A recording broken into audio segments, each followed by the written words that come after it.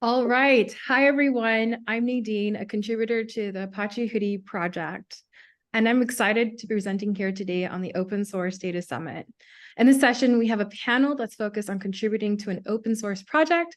I know I get a lot of questions from the Apache Hudi community on how someone can get started.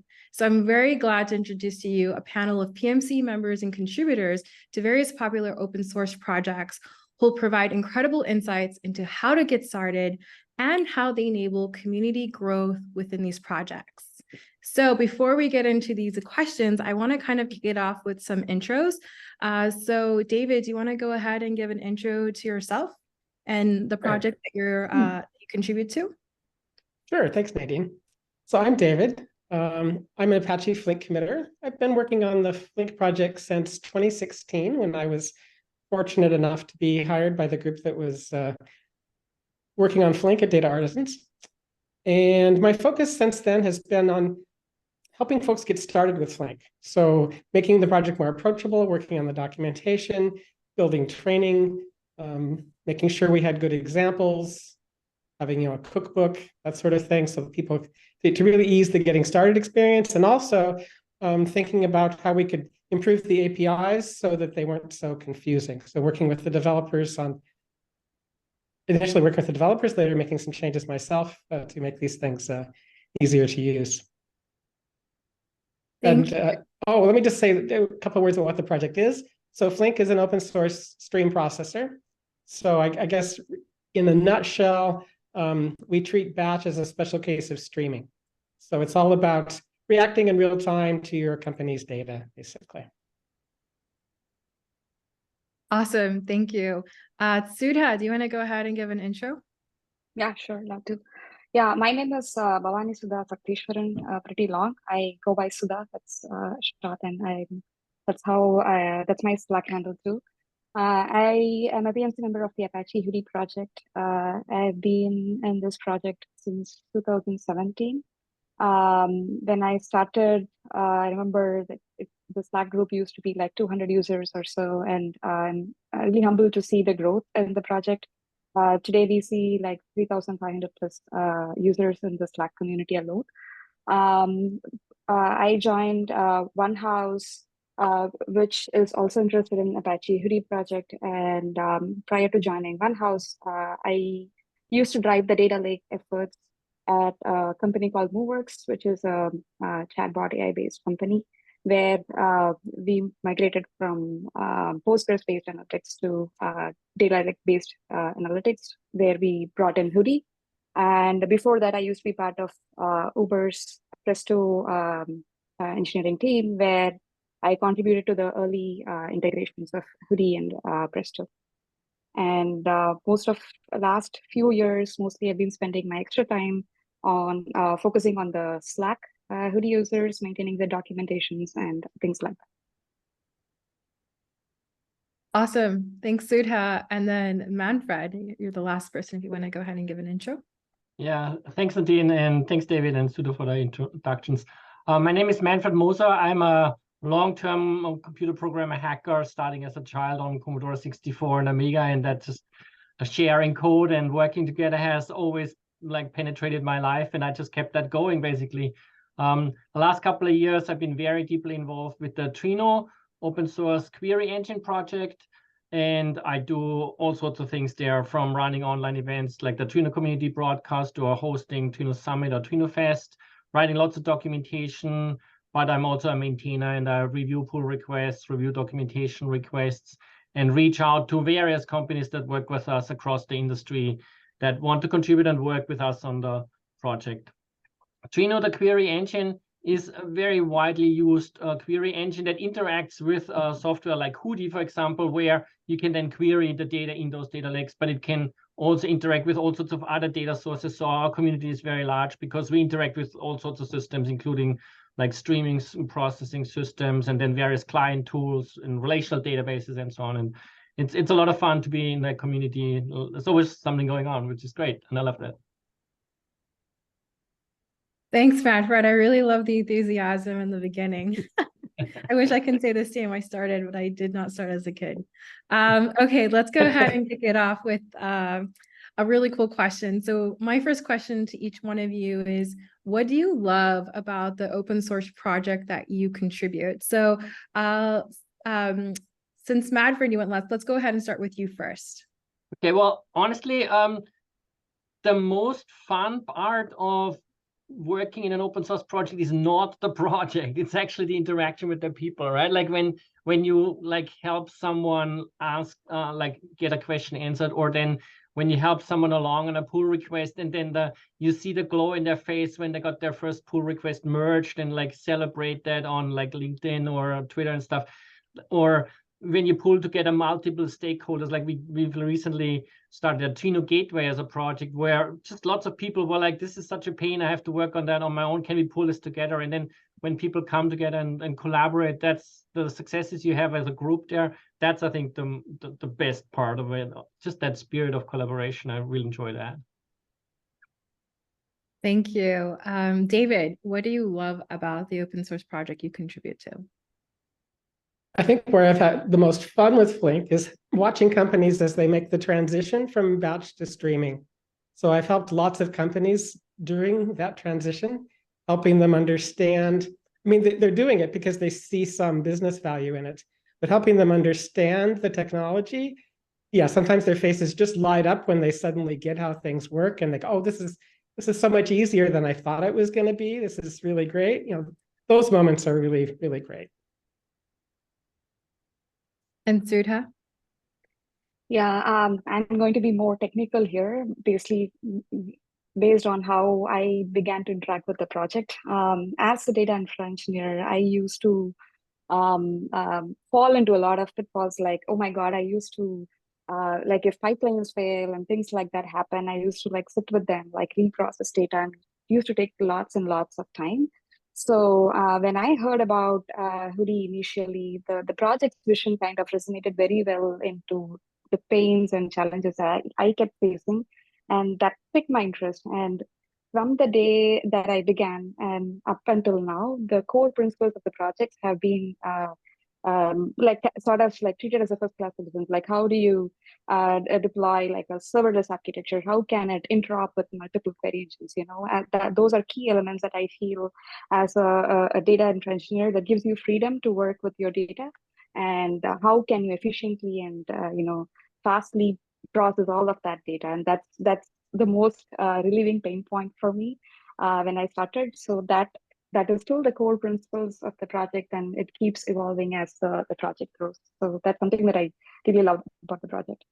I think that's kind of really cool that you mentioned that, Sudha and David, that like we all work with, like, I mean, on the surface, and like if you're not involved in computer science and stuff like that, all these projects are crazy complex, right? Like there are things you can do with them, but ultimately what we all basically to some degree said is that the ease of use and the successes people can get because things get simpler are like the most satisfying thing. And like in that realm, I also find it really awesome when you send a pull request that deletes more line than it adds. And it's kind of really good. That's true. That's true. That's true. And Sudha, I know you mentioned earlier in your intro, like you've been involved in the community. And you mentioned like you love seeing the growth with the community. What have you else have you enjoyed with the community since your experience early on?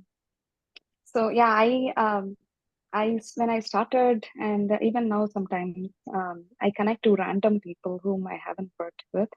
And over the years, although I didn't deliberately care about whom I'm connecting to or networking, when I reflect on what I have done over the time, it feels so satisfying to have helped so many users in the community, or like unblock them. When someone writes a thank you, just like a 2-word thank you in Slack, I feel so, you know, it feels so gratified, right? Like to have been in there, like unblocking their issues.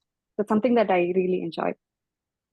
I know from Hudi office hours, like when I would go on, like usually for the last year, I've been helping a lot of users with their questions, and they're like, "Oh, you're Nadine. Oh, you're Sudha. Oh, you're so and so." Yeah, they see you now. They like put a name to the face, and it's so different because we're all like all over the world working on these different things, which is so cool. But then when we connect on something, it's like, oh, okay, I know. I feel like you know me. You know, like they get to know you. I love going to conferences and having people come up to me and thank me for reviewing their pull request or for answering their question on Stack Overflow. It's just nice. That's pretty cool. Yeah. So I have another question. So what are, so to Sudha, let's start with you first. What are some of the evaluation criteria an individual should consider when choosing a project to get involved with? And maybe you can talk about your experience with Hudi or some other experience you've had with Presto or. Right. So my experience with open source projects started way back. I think Manfred might be able to share more on this similar story. When I started my career, I started at LinkedIn, and I was working on this project called Voldemort, which is a NoSQL key value store, open source. And that was my very first, experience with open source project. And by then I was a kid. I didn't know, like, I was not sure. I used to help on GitHub, and it is all like open, right? And that used to be, that used to make me feel so nervous because I was very conscious about what I was doing and things like that. But over time, what I realized with getting more involved in the open source projects is that you basically resonate with the problems that you are solving actively that energizes you to contribute to the project. So that's something like a key criteria. I have seen users who contribute to different projects which are completely away from what they are doing on a daily basis. But it also takes certain commitment, to put into the project. And that kind of a context switch between drastically different projects may work for some and may not work for some other, like may not work, right? So for me, it helped since most of the work that I was doing also resonated with the problem that I'm solving in the open source project. So that is a key criteria for me.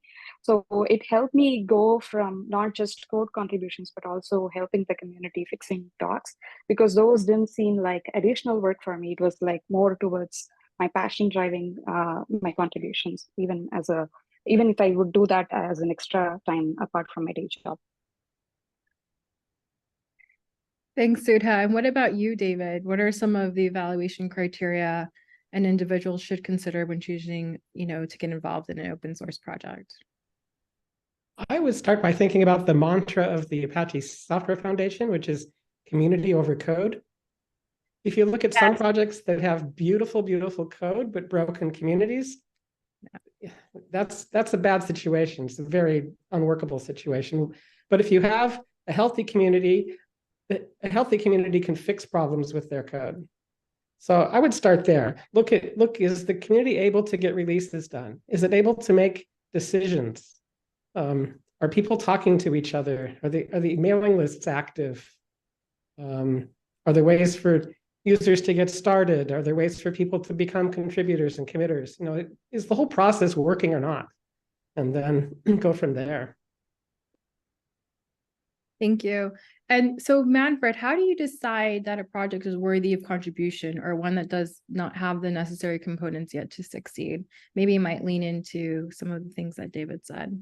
I'm going to lean into a different aspect, and that is you just have to selfishly decide that you like doing it. Like ultimately, you have to get something out of it, right? And if that thing you get out of it is that you contribute to some code that helps you with your home improvement or home automation project or some hackery, that's good enough. If that benefit you get out of it is that you learn more about a certain programming language that you never looked at before, that's also good enough.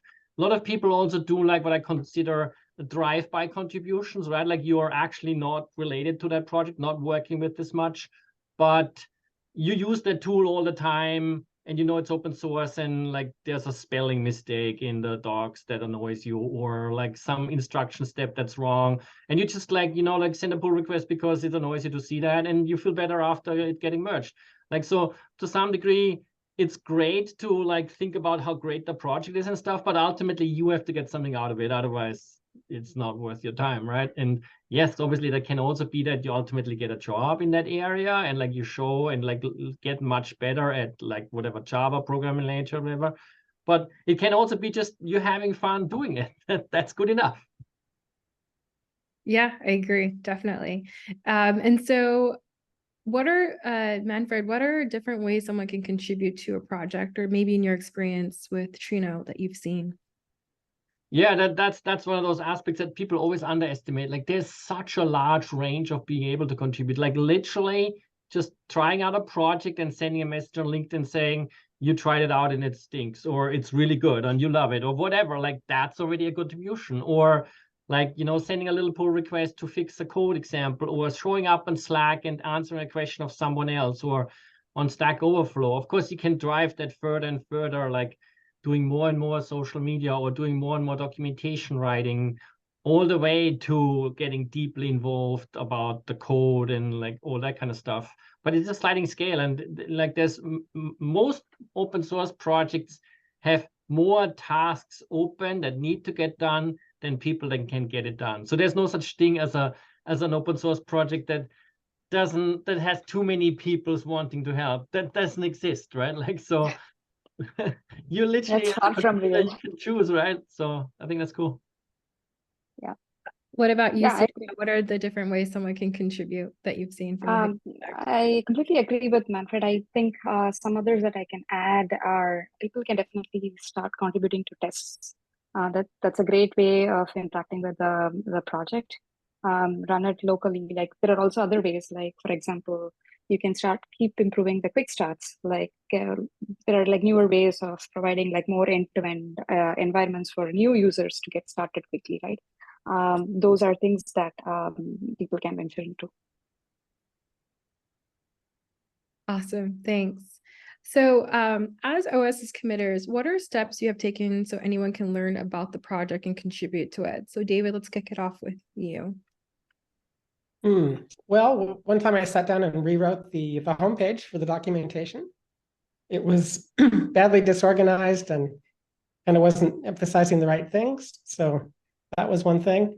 I was fortunate enough to be working for an employer that let me contribute a bunch of the training materials we created. So added a bunch of open source learning materials to the project, how-to guides, examples, a bunch of stuff like that. So yeah. Yeah, it's funny you mentioned it. I have a very similar experience. I literally just did a training class recently about SQL with Trino, and all the material is open source, so people can like use that same training material and teach internally in their company if they want to, or whatever, or use our recordings and that kind of stuff. And same idea, right? Like the Trino website had a page at some stage called resources, and it was just a wall of text and just terrible. Yeah. And I replaced that with basically a logo wall of like all the clients and all the data sources. And it's beautiful because everyone has a different logo, right? So it's much more enticing. And I think those kind of like things are just nice to have. And then obviously things like broadcasts and stuff are always fun to do as well. Yeah, I think I can add some to that repo of ideas.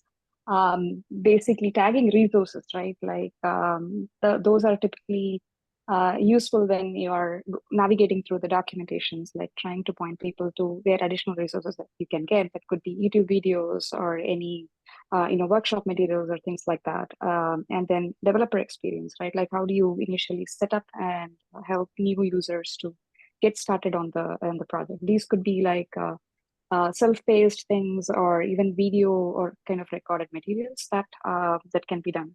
So I routinely curate the docs for all the tagging and add like making the descriptions simple. That comes across my eye. Also, when it goes to docs, I think one thing that's interesting, and that is a constant struggle as well. The docs also go all the way down to the source code, right? Like Trino, for example, has like very powerful plugin architecture, and you can write table functions and like user-defined functions and like full plugins like new connectors and security plugins. And the documentation doesn't have to just be like a fancy graphics on the surface. It can also go like, how do you actually write this stuff? And it can go very deep and technical, all the way to like, actually you need to understand the code very, very well to be able to write those instructions, right? The Flink project has many people who aren't native English speakers contributing to it, which sometimes leads to things that are hard to understand. So one time I went through and rewrote the titles of a lot of the Jira tickets so that people could at a glance understand what they were about. I think that's a really good point, that OSS projects are worldwide. They're not really localized to a specific region for sure. So Sudha, how Mhm. have you encouraged code contribution from the community so that anyone can easily onboard? And I know, like with the Hudi project, it's extremely complex. It's constantly evolving. Same with Flink and Trino as well. Yeah. So mostly we try to regularly comb the Jira tickets for newbie kind of issues. It kind of gets like outdated over time as the project evolves. But I think there need to be a consistent effort in trying to keep that list of tickets for any new users to bump into and like help contribute there. More often Slack has been like more like faster and interactive. So someone reports some documentation issue, we encourage users to like help with the documentation fix. Sometimes I also guide them to how to make their first PR in terms of the documentation fixes. And we constantly like build materials for users to get set up, like I already mentioned, right? How to get your environment set up, how to test this, and how to fix the Docker demos and stuff like that. So those are great ways for new users who have contributed to Hudi. And David, what about you? How have you encouraged code contribution from the community so they can easily Well, I was going to react to something that Sudha said, because we did something in the Flink project a while back that was possibly controversial, but I'll explain what it was and why it's been helpful. We closed down the project Jira so that folks who aren't contributors to the project can't create tickets. And the reason we did that was because we had a lot of tickets being created that were just orphans. And this way, if you have to get some active contributor to the project to help you create the ticket, then there's someone around who is aware of the ticket and can shepherd it and care about getting it fixed or work with you on fixing it or whatever. We've just found that getting folks who are active contributors to the project involved in this process earlier on works out better in the long run. We don't end up with as much noise in Jira. We end up with things in there that are actually going to get worked on and get fixed. That makes sense. Yeah, it's interesting. Like we use GitHub issues, and there's a range of like roadmap ones we file ourselves, and we tag them differently, and then subtasks, and also user reports. And there's also user reports on like Stack Overflow and discussions and Slack and stuff. There's definitely a bit of a struggle of the flood of like activity that you need to take care of. And for example, we went through an exercise where we had all these pull requests that were like just outdated and old or inactive.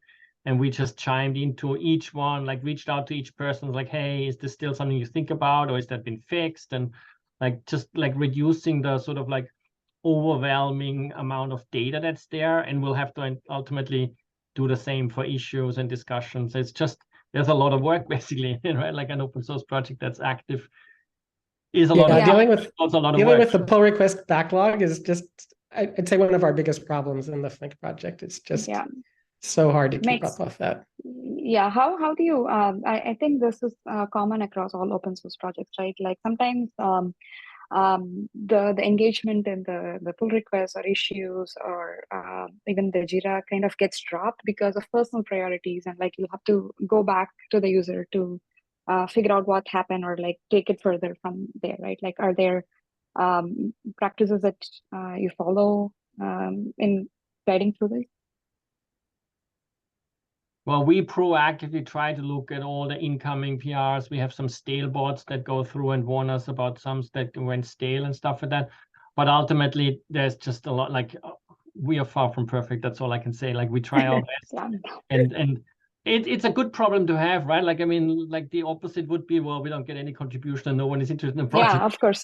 That's not good either, right? So it's a good problem to have, but it's definitely also something that everyone, I think, like that is lucky enough to work on an active open source project like has to deal with. And well, it's just part of life in a way, right? Yeah, totally. So I have a last final question. How can anyone leverage an open source project contribution to differentiate from other candidates when, making a career move? David, let's start with you. Well, I think obviously being a committer or a PMC member for an active popular project is certainly a plus on one's resume. There's certainly people looking for hiring that kinds of expertise in a wide range of projects. But it also, I think, participating in one of these projects just gives you a lot of connections around the industry, and you know everybody at some point who's interested in the project. So it just makes it easier to figure out where you'd want to go and have and already know somebody there. I have a follow-up question for you. So let's say you have someone who's new to Flink and they want to become a committer. Is it, how does that mentorship happen for someone to grow to a committer, evolve to a committer status? At some point, you're going to need a shepherd. You're going to need a mentor. You're going to need to find someone in the community who will work with you. So I think it starts by paying your dues a bit, fixing some bugs, figuring out a part of the code you want to work on, writing some tests, improving the documentation. Just find an open wound in the project and start to fix it. And that'll introduce you to people who care about the same things, because you'll have to work with them to get your issue created in the first place, to get your pull request reviewed and merged. And then, as long as you have some patience, you can get there. Yeah, I think I really love your idea about like mentorship or some sort of thing that revolves mentorship to grow to a contributor and ultimately a PMC status. Manfred, same question to you. How can anyone leverage an open source project contribution to differentiate themselves from other candidates when looking for a career move?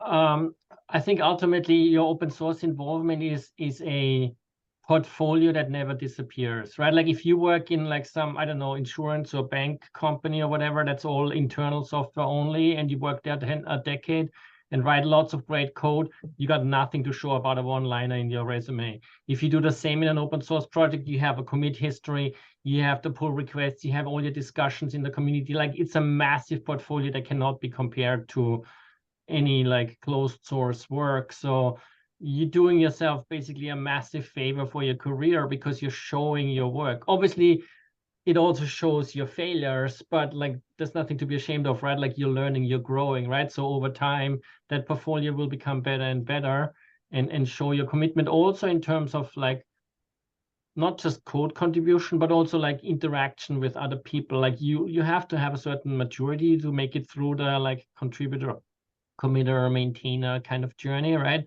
And people will know like you made it, you showed the commitment, you stood up, you got there, you put on the work, right? And that's something that's not that easy to show otherwise. So it's a massive building block for a career, in my opinion. And then finally, Sudha, we'll end the question with you.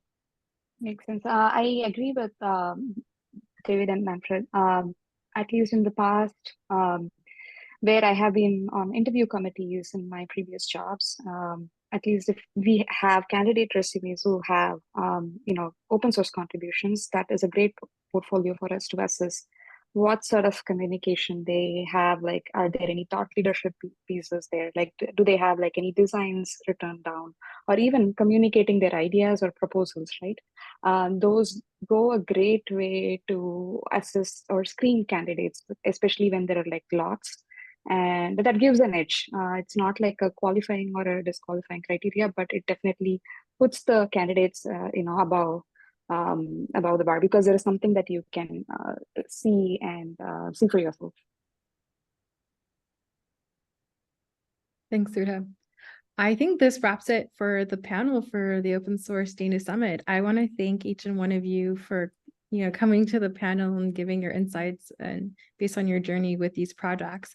And if you're tuning in and you're interested in these projects, they'll be linked hopefully in the description below for Trino, Apache Flink, and Apache Hudi. So thank you, everyone, and I hope you enjoy the rest of the conference.